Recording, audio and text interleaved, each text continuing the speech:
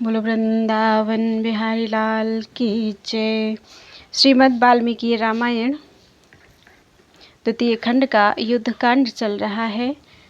53 सर्ग हो चुके हैं, आज 54वें सर्ग से। चतुः पंचाशः सर्गः। वज्रदंष्ट और अंगद का युद्ध तथा अंगद के हाथ से उस निशाचर का वध। अंगद के पराक्रम से अपनी सेना का संहार होता देखकर महाबली राक्षस वज्रदंष्ट अत्यंत कुपित हो उठा।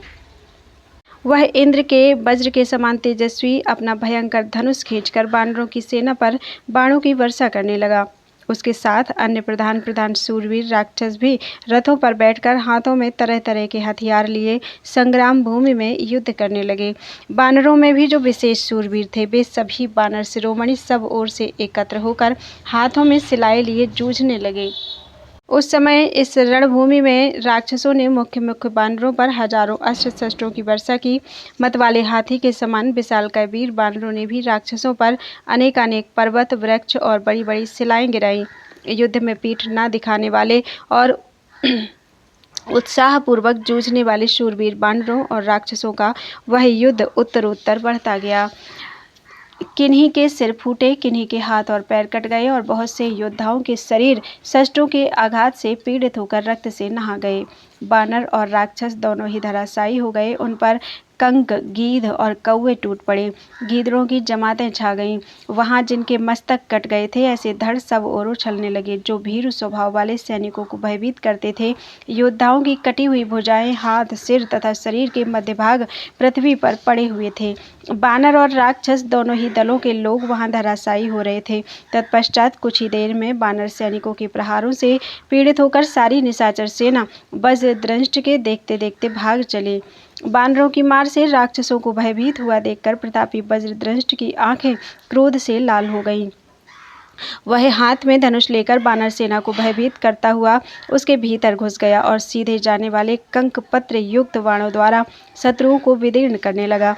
अत्यंत क्रोध से भरा हुआ प्रतापी वज्रदंष्ट वहां एक एक प्रहार से 5, 7, 8 और 9 वानरों को घायल कर देता था। इस तरह उसने वानर सैनिकों को गहरी चोट पहुंचाई।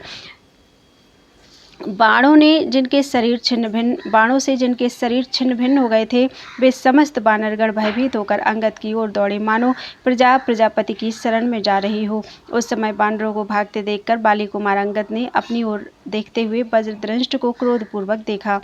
फिर तो वज्रदंष्ट और अंगद अत्यंत कुपित होकर एक दूसरे से वेगपूर्वक युद्ध करने लगे। वे दोनों रणभूमि में बाघ और मतवाले हाथी के समान विचर रहे थे। उस समय वज्रदंष्ट ने महाबली बालीपुत्र अंगद के मर्म स्थानों में अग्निशिखा के समान तेजस्वी 1,00,000 बाण मारे।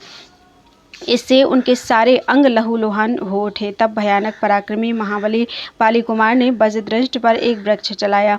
उस वृक्ष को अपनी ओर आते देखकर भी वज्रदंष्ट के मन में घबराहट नहीं हुई। उसने बाण मारकर उस वृक्ष के कई टुकड़े कर दिए। इस प्रकार खंडित होकर वह वृक्ष पृथ्वी पर गिर पड़ा। वज्रदंष्ट के उस पराक्रम को देखकर वानर शिरोमणि अंगद ने एक विशाल चट्टान लेकर उसके ऊपर दे मारी और बड़े जोर से गर्जना की। उस चट्टान को आती देखकर वह पराक्रमी राक्षस बिना किसी घबराहट के रथ से कूद पड़ा और केवल गदा हाथ में लेकर पृथ्वी पर खड़ा हो गया। अंगद की फेंकी हुई वह चट्टान उसके रथ पर पहुंच गई और युद्ध के मुहाने पर उसने पहिए, कुबर तथा घोड़ों सहित उस रथ को तत्काल चूर चूर कर डाला। तत्पश्चात वानरवीर अंगद ने वृक्षों से अलंकृत दूसरा विशाल शिखर हाथ में लेकर उसे वज्रदंष्ट के मस्तक पर दे मारा। वज्रदंष्ट उसकी चोट से मूर्छित हो गया और रक्त बमन करने लगा। वह गदा को हृदय से लगाए 2 घड़ी तक अचेत पड़ा रहा। केवल उसकी सांस चलती रही। होश में आने पर उस निशाचर ने अत्यंत कुपित होकर सामने खड़े हुए बालीपुत्र की छाती में गदा से प्रहार किया। फिर गदा त्याग कर वह वहां मुक्के से युद्ध करने लगा। वे वानर और राक्षस दोनों वीर एक दूसरे को मुक्कों से मारने लगे। दोनों ही बड़े पराक्रमी थे और परस्पर जूझते हुए मंगल एवं बुध के समान जान पड़ते थे। आपस के प्रहारों से पीड़ित होकर दोनों ही थक गए और मुंह से रक्त बमन करने लगे। तत्पश्चात परम तेजस्वी वानर शिरोमणि अंगद एक वृक्ष उखाड़कर खड़े हो गए। वे वहां उस वृक्ष संबंधी फल फूलों के कारण स्वयं भी फल और फूलों से युक्त दिखाई देते थे। जग्राह चारशुभम श्लोक पढ़ दिया। उधर वज्रदंष्ट ने ऋषभ की चर्म की बनी हुई ढाल और सुंदर एवं विशाल तलवार ले ली। वह तलवार छोटी छोटी घंटियों के जाल से आच्छादित तथा चमड़े की म्यान से सुशोभित थी। उस समय परस्पर विजय की इच्छा रखने वाले वे बानर और राक्षस वीर सुंदर एवं विचित्र पैंतरे बदलने लगे तथा गरजते हुए एक दूसरे पर चोट करने लगे। दोनों के घावों से रक्त की धारा बहने लगी, जिससे वे खिले हुए पलाश वृक्षों के समान शोभा पाने लगे। लड़ते लड़ते थक जाने के कारण दोनों ने ही पृथ्वी पर घुटने टेक दिए, किंतु पलक मारते मारते कपिश्रेष्ठ अंगद उठकर खड़े हो गए। उनके नेत्र रोष से उद्दीप्त हो उठे थे और वे डंडे की चोट खाए हुए सर्प के समान उत्तेजित हो रहे थे। महाबली बाली कुमार ने अपनी निर्मल एवं तेज धार वाली चमकीली तलवार से वज्रदंष्ट का विशाल मस्तक काट डाला। खून से लथपथ शरीर वाले उस राक्षस का वह खड्ग से कटा हुआ सुंदर मस्तक, जिसके नेत्र उलट गए थे, धरती पर गिरकर 2 टुकड़ों में विभक्त हो गया। वज्रदंष्ट को मारा गया देखकर राक्षस भय से अचेत हो गए। वे बानरों की मार खाकर भय के मारे लंका में भाग गए। उनके मुख पर विषाद छा रहा था। वे बहुत दुखी थे और लज्जा के कारण उन्होंने अपना मुंह कुछ नीचा कर लिया था।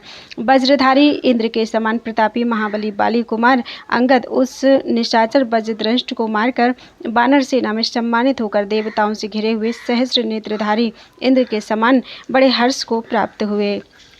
इस प्रकार श्री वाल्मीकि निर्मित आर्ष रामायण आदि काव्य के युद्ध कांड में 54वां सर्ग पूरा हुआ।